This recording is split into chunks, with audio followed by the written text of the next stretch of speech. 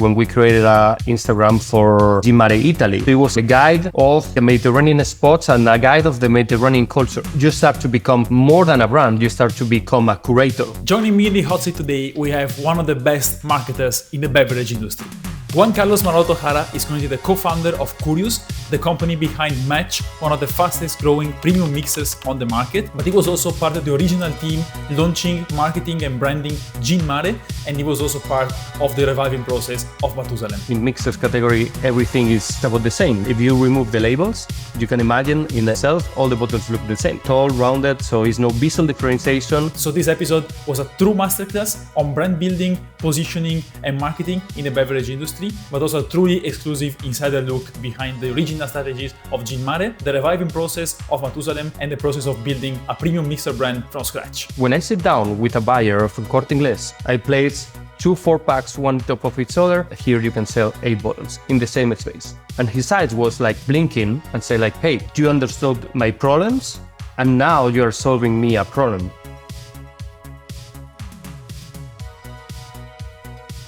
Juan Carlos, I'm so excited about this. Welcome to the show.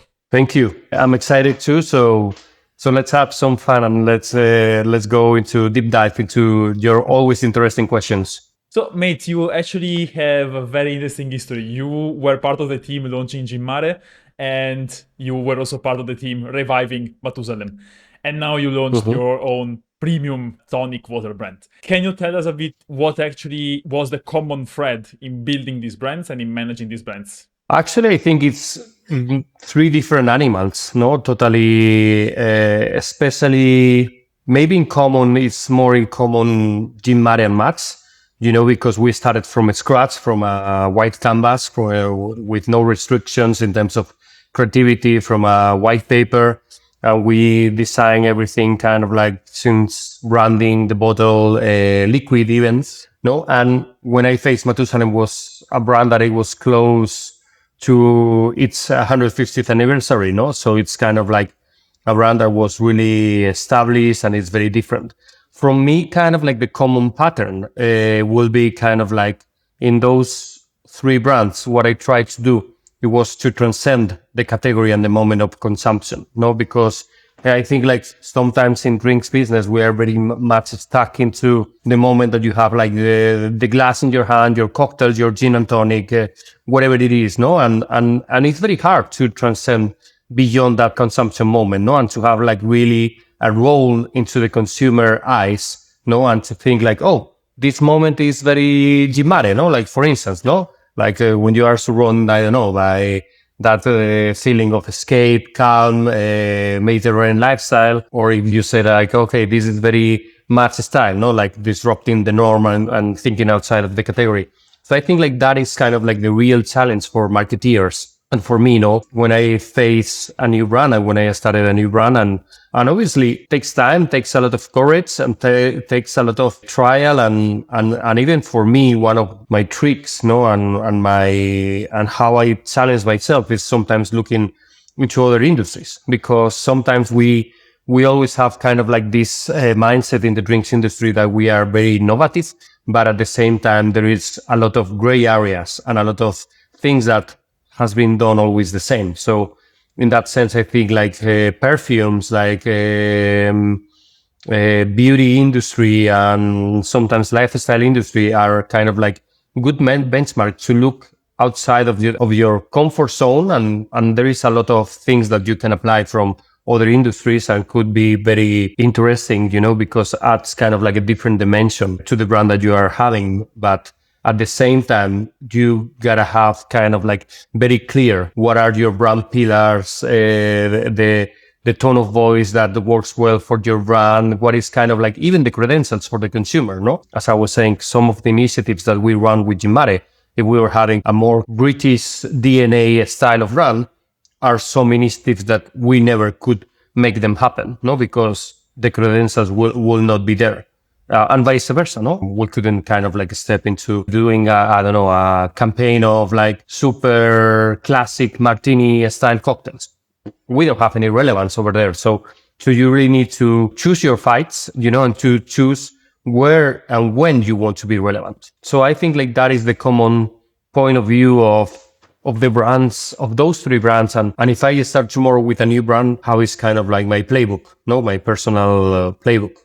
And thinking about Gin Mare, so actually the latest episode of the podcast was with the founder of Portofino Dry Gin, and Okay. he was mentioning Gin Mare as one of the best examples in the category. So I want to take the chance of having you on the show to explore a bit even how you build the brand, because I think it was born before the actual boom of the gin market, before gin became that popular, and it also established a new category, a new way of telling the story of gins, like these Mediterranean vibes, Mediterranean feel.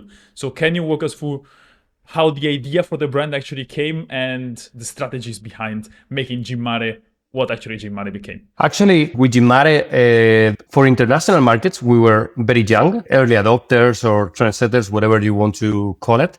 But in our case, in the Spanish market, we were really late, because the gin and tonic boom and the trend in Spain started more or less kind of like back in 2005, 2006. You start to have like some signs of maturity, but still back in that time, Hendrix was really already crushing it. So yes, in international wise, we kind of like being one of the first movers alongside with Hendrix, that I think like everybody in the gin industry have to thank Hendrix, because they opened the door and they opened the path, for the rest. You really need kind of like someone to make kind of like the waves start to happen, with more resources than you as a startup. And for us, the concept was very clear.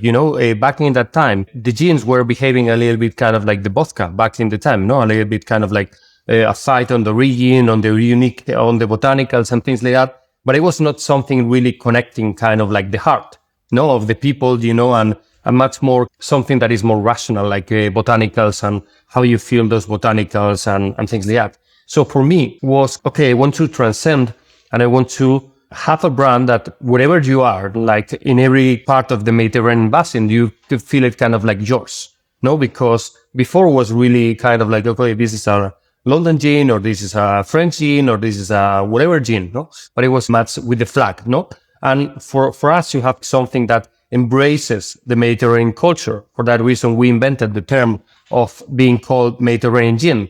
That was the first step to challenge the status quo in the category. That was the first step. Second step, at the beginning, Barcelona back in that time was very trendy, no? And a lot of shareholders in the company were kind of like putting a lot of pressure, saying, oh, we have to say like gin from Barcelona, things like that. I said like, no, we have to stay neutral, An Italian should feel Gin Mare like a local product, someone from Turkey, someone from Croatia, someone from Spain, south of France and things like that. So we don't want to have like any particular flag on it. Second thing, back in that moment in Spain, for instance, and that represented the same behavior into international, the trend was to have 70, 90 gins, 120 gins, to have more selection than all the other competition. And in our case, we wanted to do the homework. So when the trend is over, we wanted to stay.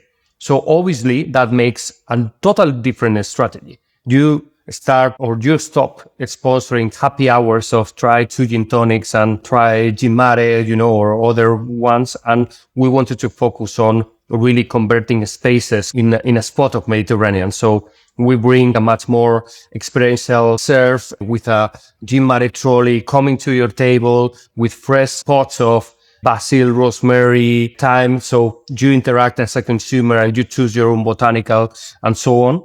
And we were really close as well to the gastronomic hotspots back in that time, specifically at the beginning of especially Mediterranean style, no, of chefs, and do kind of like crazy food pairings where the gin was part of the formulation. So we're thinking kind of like way beyond the gin and tonic. Obviously, with the gin and tonic, as we saw the movie before happening in Spain, we knew what is the step. No, this is kind of like when you see a movie 10 times. No, when the actor is in trouble, then when he kills the other protagonist and things like that.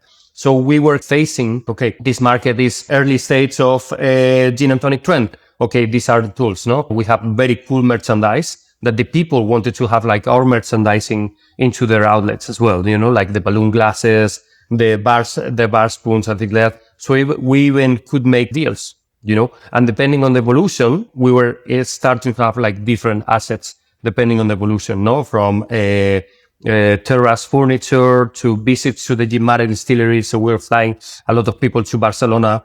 Then as well, we created a very kind of like a very interesting concept that was a pop-up villa in the Mediterranean.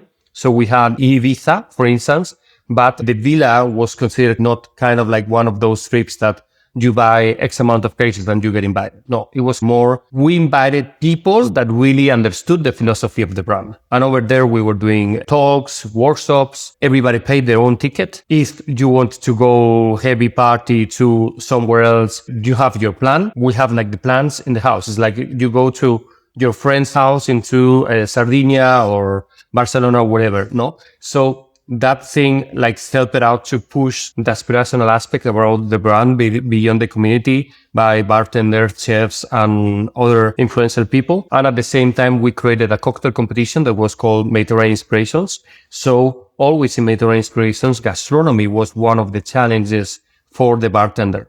So in different years, we were inviting different people. And at the end of the day, we were kind of like partnering up with Slow Food, the Italian association, changing the rules of the gastronomy, and as well with Food Pairing, that is a laboratory to understand the connection of flavors. So it was very interesting in that sense, how we were very stubborn even in some markets. Like, for instance, in the UK, at the beginning was super hard for us. The people were like closing doors for us, like, oh, what you're saying here, like, gin has to be a London dry gin, while you are coming here with a stupid concept of a Mediterranean gin. Or at the beginning, like the gin and tonics were always in that glass with a different measure. And everybody was saying, okay, this is impossible to make it work in markets like the UK. So you have to have very clear vision of what are the key assets that I need to insist until the market absorb it. And yes, and in some other markets as well, we were adapting slightly, our strategy and so on. Hey listeners, just a quick interruption for me, just to say that if you're liking the show, if you think the guest is great, or if you think that the episode is being useful, consider subscribing to the show on your favorite platform and leaving us 5 stars and a comment on Spotify. That's really the easiest way to help me grow the show and to bring even more amazing guests in the future. You mentioned when you started the brand, actually you started it with the idea of being a European brand, meaning not related to a specific country or place or city. Mm-hmm. Do you think this kind of strategy would still work if you launched Gin Mare today? Because I see a lot of brands now, for example, Portofino is one case. They started as the gin from Portofino, but I see a lot of other cases of alcoholic products being closely identified with the country, with the city or the country they're from. So do you think the same strategy would still work?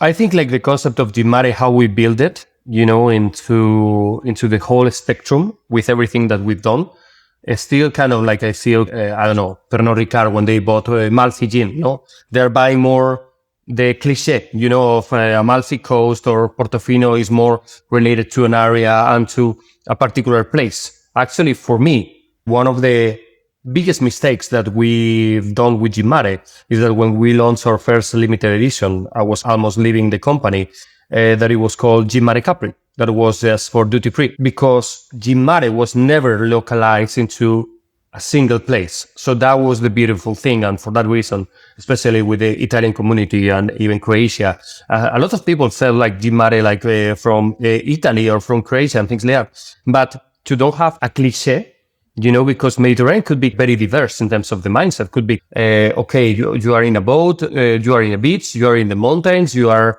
having a very relaxed meal at 4:00 in the evening. So it could be different assets, So even for us in the visuals was really challenging at the beginning, to define the code, because I didn't want to make the cliche of Mediterranean, the typical picture of the coast, a very beautiful beach and things like that, because we wanted to represent much more. For that reason, we have always 4 key brand values, brand pillars, better to say, that were lifestyle, that is common in all Mediterranean basin.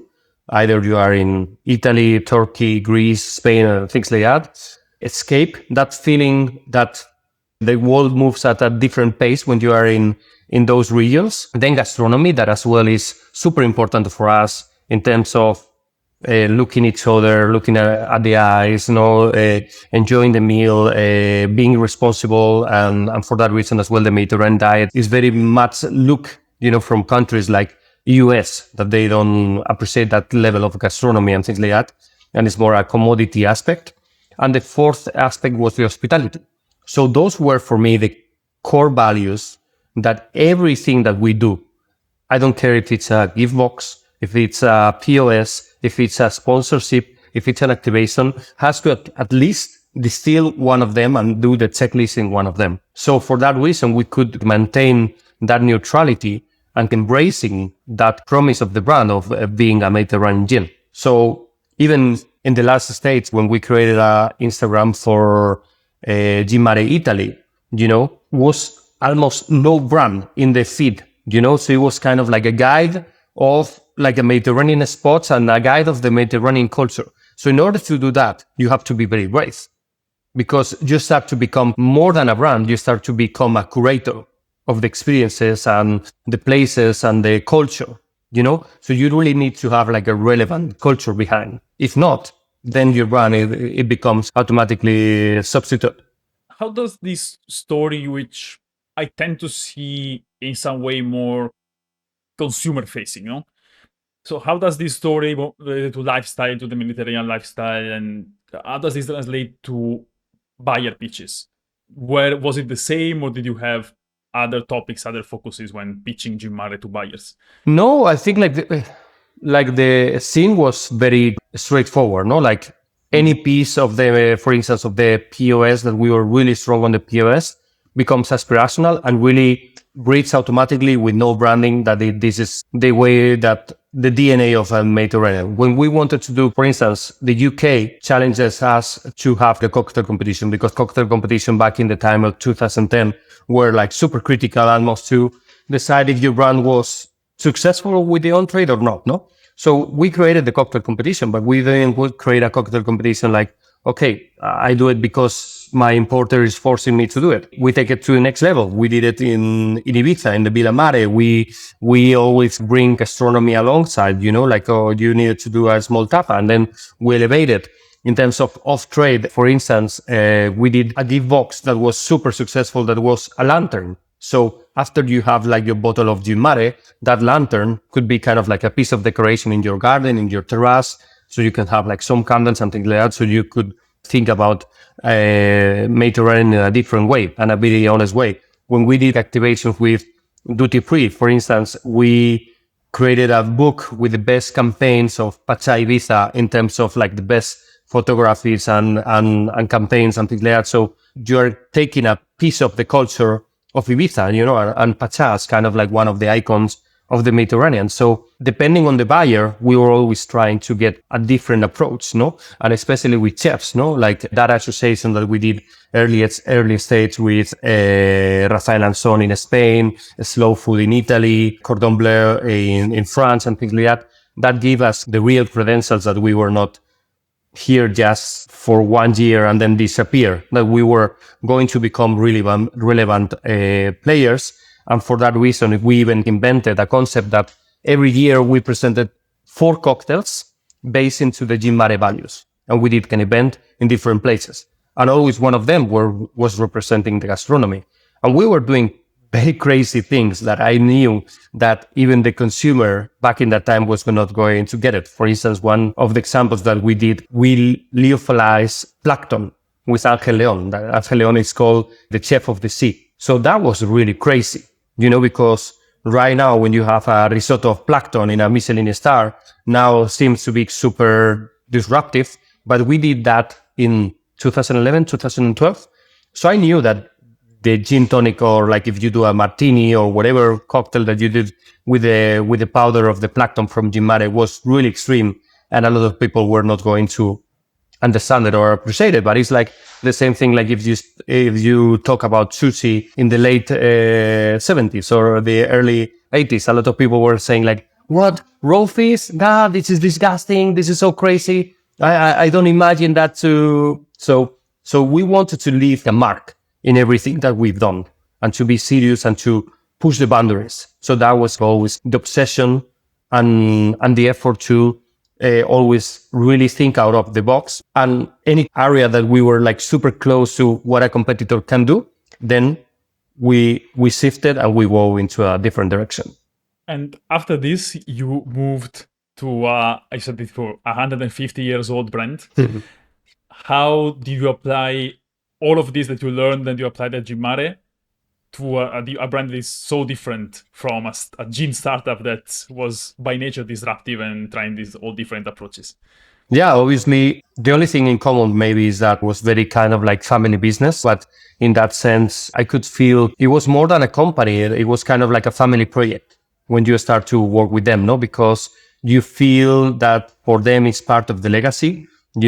They don't, I don't say that they don't care about how much you sell or not, no, but the homework that you needed to do is preserve the brand alive, and preserve the brand within the area and the territory that they own, and they feel comfortable and they play a role into that territory. Obviously, it was very difficult in order to change the mindset, because in some markets we were okay, but Matusalem still exists, or it's kind of like one of those lost distilleries, no? And in some other markets, Italy, Spain, where the brand was really big, was starting to decline from some years and have like some red numbers. And at the same time, you have to think like the management of the brand. We were kind of like the global headquarters, except America and Mexico, that it's managed by Proximo or Cuervo, Mexico. So in that sense, was an exercise of understanding very well what are the roots of the brand and the credentials of the brands for what has worked and what is untouchable, and what it was too dusty and too old-fashioned and needed to go away. So that was an exercise very deep that we involved all the key importers, all the key stakeholders for the brand, and even the family owners, in order to do a deep dive, a whole week of a session into understanding, okay, what are the codes of the modern brands and it still works for Matusalem, and what is already super old-fashioned and it's not helping the brand to develop into a new phase. So at the end of the day, we reshaped the purpose of the brand. So basically, we didn't have any purpose when we arrived in Matusalem. The purpose was, I sell rum. And as many cases I sell like everyone else, no? I'm more happy. So we developed a purpose that was going to be the strategic compass to kind of like reshape all the brand for the future. And that purpose was redefining the art of the good taste. The Matusalem people, consumer, family, I think they had always kind of like represented the good taste. The good taste in terms of artistic expression, into curate things, and as well the good taste as well into the liquid sipping of what is the brand itself. So after we determined that, we started to take down, that into the different markets and as well into the core objectives that we have. Like, for instance, was to recover the weight of like the Gran Reservas range. And the Gran Reserva range, it was the most profitable, but was really suffering a lot. And it wasn't a single best practice in any market.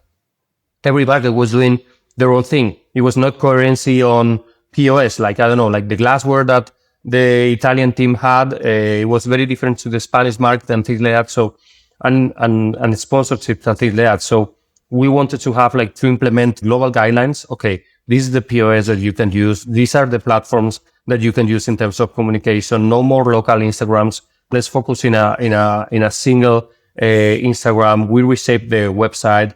We reshape the investment as well. We sign off with 50 Best. And instead of going for the typical sponsorship of 50 Best of getting an award, we went to sponsor the scouts of 50 Best. So we were kind of like innovation into being very innovative into that. And that helped us to give us kind of like the meet and greet with everyone on the 50 Best, because we were by hand, the team of Matusalem and the importer, was, hey, welcome to the gala. This is your scout. Congratulations. So that was creating a different feeling with the people. In less than 2 years, a brand that never was in the Drinks International Brands report, we started to be there into the top trending. As well, we hired a global brand ambassador that, instead of being the Matusalem brand ambassador, we call it the rum barista, as the expertise into the world of rum. So it was more democratic in that sense. And was a guy that was an expertise on low ABV cocktails that is called Diego Ferrari. So we were really pioneers as well into the movement of really what we see right now, no? Like lower consumption, better quality, lowest ABV. That is the rules of the category. And we started to do that back in 2019, no? So really making kind of like a lot of innovation for a classic brand. Obviously, we were not as crazy as we used to be with Gin Mare in certain activations. And then as well, how we represented the art of the good taste. We changed all the gift box. We started to do kind of like a lot of limited editions in Amazon or different key retailers with people that were doing crafting pieces, like jars of waters, hand painted and things like that. So that was the new gifting for Matusalem, when you go for a added value pack into off-premise, because off-premise was a very important channel for the brand. So we wanted to reshape all of that. And the last thing that I done is that is right now into the market. We started to play with limited editions. We invented the first rosé rum in the world that it was called Insolito. So we were kind of like saying, hey, we can play the game too, no? Like obviously the plantation, Don Papa, back in the time, they were really innovative for dynamic markets, especially into the French, into the rum world, like France. And then we started to do the restyling that now is live, with the idea of the woodwork, no? Like the new bottle is like a woodwork, a lot of craftsmanship behind and really organic in that sense, no?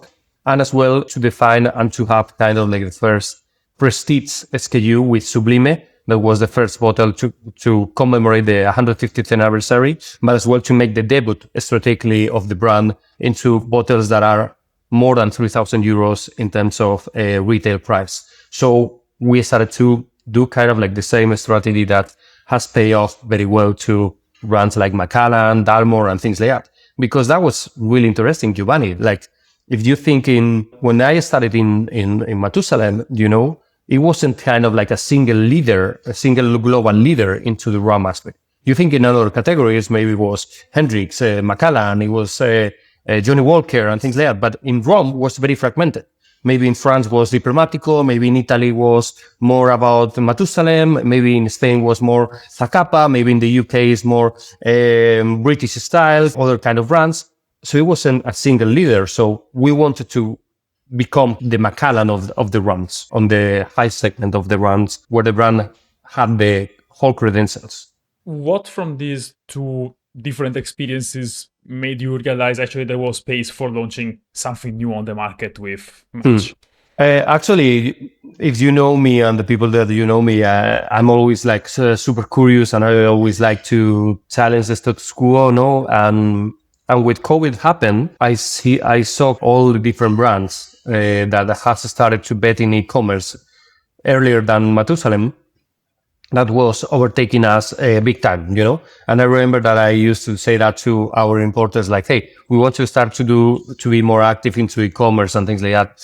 And obviously back in that time, you never know if the on-trade was to reopen ever, or if the reopening was going to be the same. So in that sense, we say like, okay, why we don't create a brand born not thinking in the bars? No, not thinking in, how it looks into the back shelf, how it looks here into the phone, that you see it, you want to click and know more about the brand and things like that. So obviously as a marketeer, for me, it was a big challenge, because you start to switch your mind from a back bar, to a pixel into your screen of your phone, and how it's going to behave, that bottle, when it travels and when it gets a picture in e-commerce and things like that. So then we started to see, okay, in mixers category, everything is about the same, is a world of sameness, no? Like all the bottles are, if you remove the labels, you can imagine in a shelf, all the bottles look the same,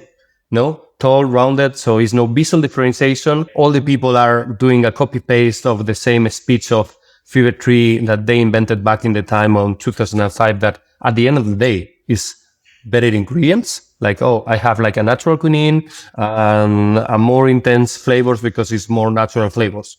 But that was it. Is that enough in 2022, 2023, 2024? Is the consumer ready for an evolution on that? So then we saw the space, and we saw the space thinking how within the design, we can use it as a leverage, kind of like solve a problem. So I really like to do that, because I think like challenger projects has to work in either pains of the industry or the consumer or the channel or whatever, or gray areas. And within Match, we are basically even solving both issues. No, like the gray area of the tall and rounded bottles is that they break a lot in transportation, in logistics. As well, you are carrying a lot of CO2 footprint, because between the necks of the bottles, you are transporting air, so it's not efficient. And at the same time, the pain for the consumer, now they don't want any sugar. They don't want to understand the bartender code, like, oh, this is a pink pepper from Himalaya and citrus from Amalfi Coast. No, they want a simpler concept, more consumer friendly to understand, more visual, more engaging, and as well that thanks to the square format saves space.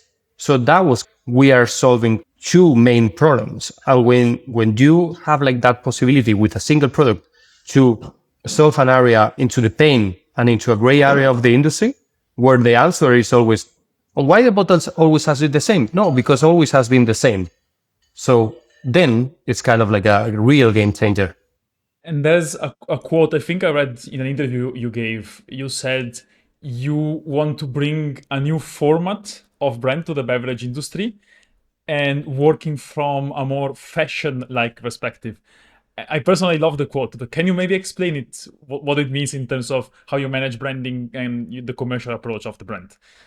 When I launched the lantern of Gin Mare, that the gift box was super successful in all south of Europe, but they never wanted to list me in Waitrose, that was kind of like our best retailer into the UK.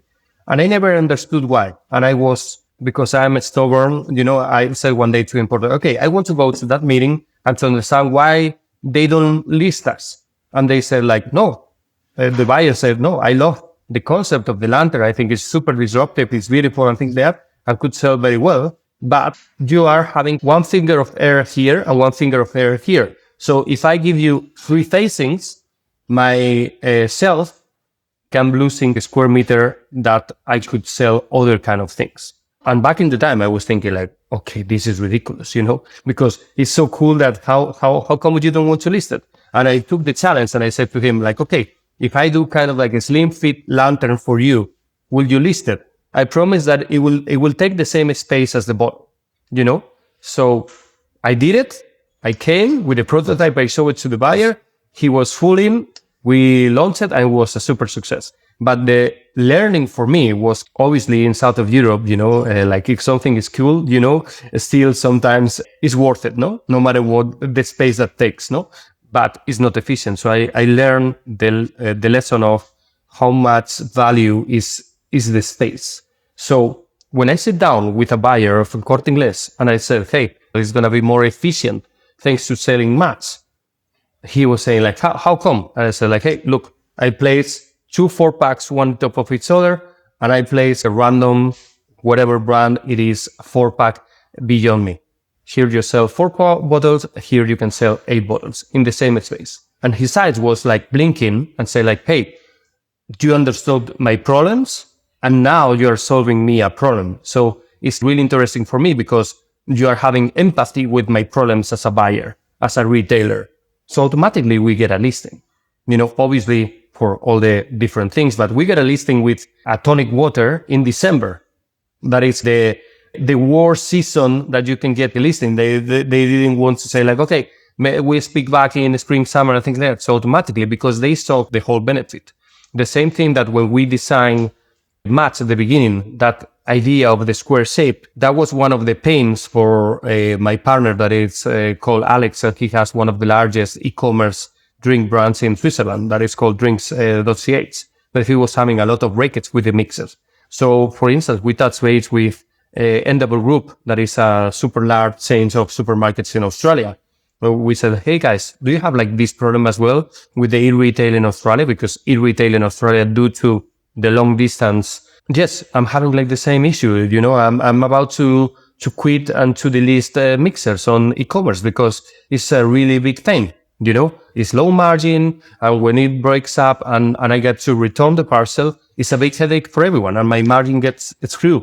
In that sense, for us, the design is not unidimensional, that is just justify your premiumness and your a little bit upselling pricing compared to your competition. For us, the design is more three-dimensional because it's solving an issue, is making a sustainable approach because we use always a wine glass, and that means that we are using bottles made out from wine bottles, so carbon screens, and we allow even different levels of colors and tonality on the glass, and as well within the code, because the code of Match is not having the same checklist of I do a copy paste of the flavors that works already in the market. Like, oh, now is the trend of the pink grapefruit. I do another pink grapefruit soda. No, we are having our own code in terms of the range, like Mediterranean, floral, and spicy. So we are reading kind of like what is happening into the spirits and as well into the wellness area for the people that wants to drink mocktails or non-alcoholic or even functional drinks. For that reason, we even have like superfoods into the formulation of each product. So it's more about the modern drinking, Giovanni. Yes, we are a tonic, but we are really beyond the code of the tonic, so you can drink it solo, neat, with coffee, with matcha, in a spritz, with tequila, with Japanese whiskey, and it's kind of like really amplifies the game. So in that sense, the business is very much correlated with the visual code because, yes, we're disrupting the visual code being the first square and short bottle. But at the same time, if I do the same and my core range will be a light soda or a ginger beer and a pink grapefruit and now it's trendy, whatever it is, and I do another SKU like that, then my design will be more universal just to justify, hey, I'm more cool than the other ones. But at the end of the day, you gotta become more beautiful because your whole approach in the more holistic way, tick the box into different aspects, then the proposal is much more unique and much more fertile in order to build a brand. We're calling it a premium mixer, but when does it stop being a mixer and starts being a drink in itself? Because you mentioned people actually buy a bottle of Match just to drink it also on its own. Exactly. Obviously, when you are starting from scratch, I think like always, a brand is like a baby, no? Like you have to let it grow and to develop its personality and to see where it has more potential. And sometimes it's things that you never imagine at the beginning, no? Like for instance, all the love and support that we are having from the specialty coffee world, is amazing, and if you talk to me when I was in the kitchen, no, like cooking the recipe of Match and the first prototypes of bottles and like that, and you were telling me like, oh, matcha tonic maybe is one of your signature drinks.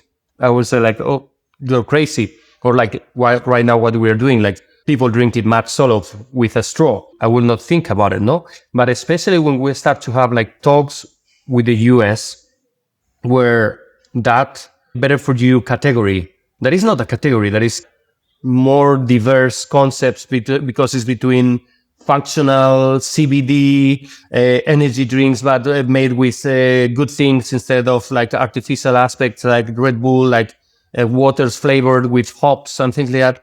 That really opened up really our mind because we always felt that the category was something limiting for us, because people really think on tonic kind of like in a very, very tight way, like, oh, tonic for gin tonic, and normally has been a commodity.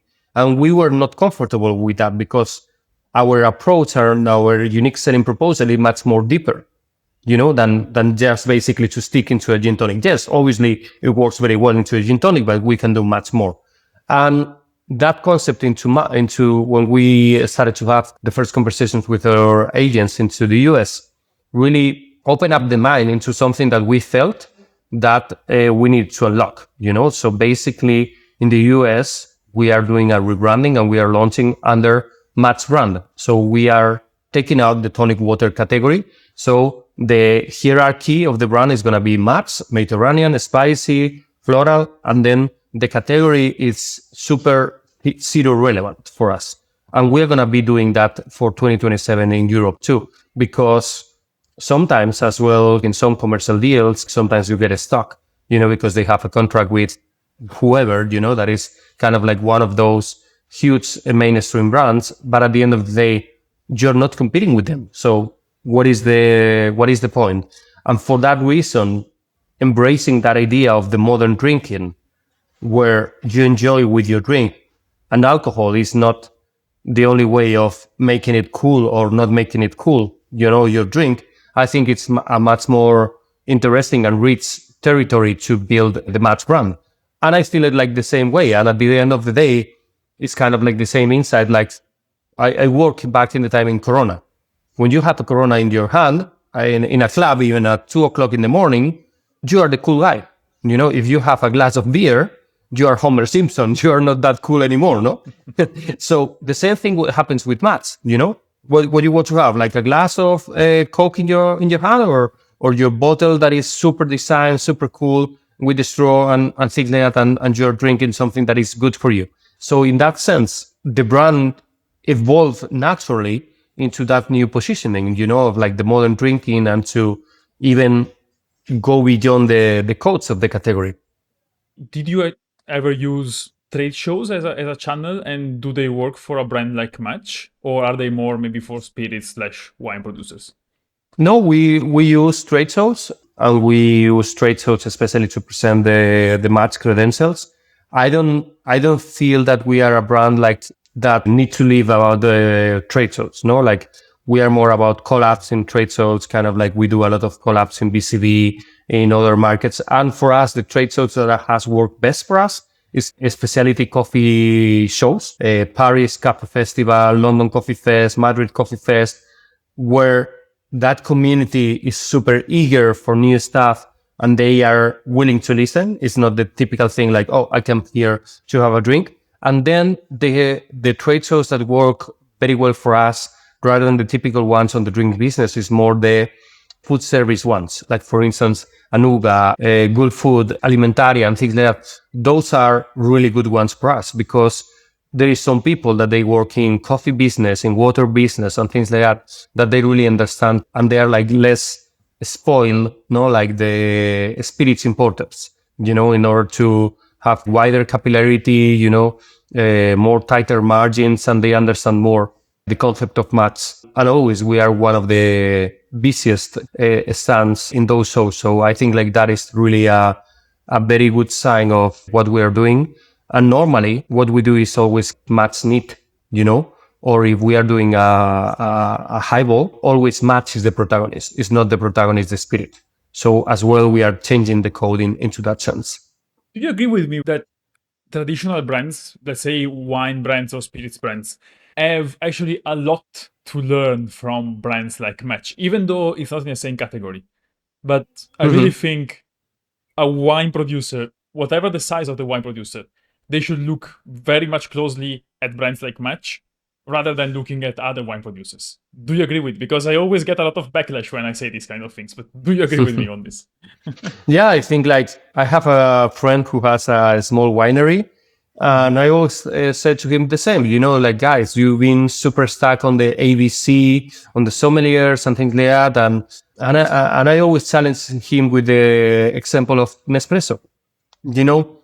Coffee business has been always business really on the red ocean, with a lot of players fighting for a cent less on discount, and always has been kind of like the pricing, the only lever in terms of the business and things like that. And arrived Nespresso, they changed the code, they created from a commodity that was the coffee, a premium product, even a machine that you wanted to have in a good position in your house, in your kitchen, because it's a beautiful item to have, and an aspirational item to have. So I really think like coffees need to do kind of the same kind of jump, and they need kind of like a first mover in order to change the mindset. Like I don't know, even the format. If you think about it, a 750 format of a bottle is not helping the category to be more dynamic.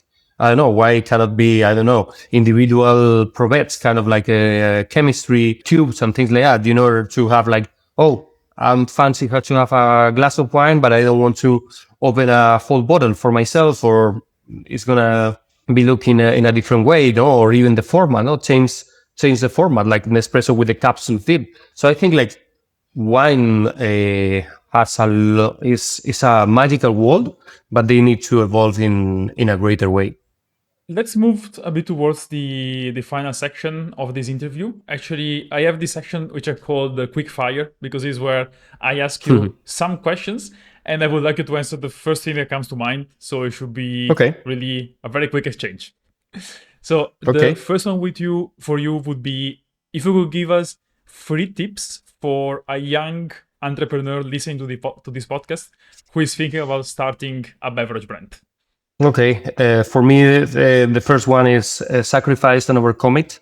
There is a lot of courage to say no to a lot of temptations that you find in the way that at the end of the day take you out of the path and the strategic approach that you want to take, and sacrifice with those key milestones that for you are super key to make it happen. So don't compromise into that.